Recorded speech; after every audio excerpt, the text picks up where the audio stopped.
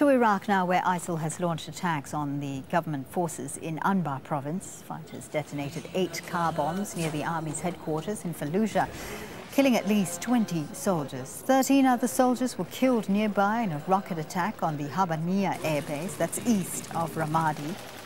Iraq's military responded with airstrikes in Anbar and Salahuddin province. It released these images, which it says shows ISIL fighters preparing for an attack. The U.S. has also conducted its own airstrikes. 13 were carried out with the approval of the Iraqi government.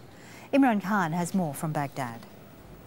With all of these attacks across Anbar province, what we're seeing is ISIL once again using car bombs to devastating effect. Now, the Iraqi security forces have a problem. Iraqi military analysts say that the Iraqi security forces simply don't have the kind of reconnaissance and intelligence to be able to stop these suicide car bombs in advance. Also, some of the weaponry they're using is ineffective against up-armoured or reinforced car bombs, and this is something that ISIL are now becoming very, very good at. What they're doing is with these car bombs is they're splitting Iraqi forces in half and are able to attack military bases as well as civilian targets and military targets.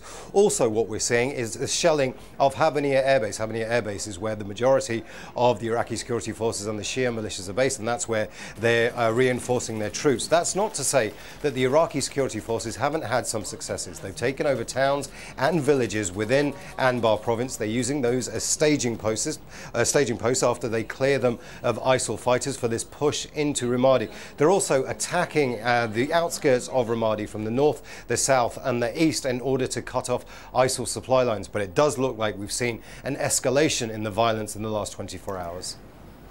The Iraqi Prime Minister Al has revealed that ISIL has captured more than 2,000 Humvee military vehicles from the Iraq army in Mosul. The light armoured vehicles were left behind in the city when it was overrun by the armed group last year.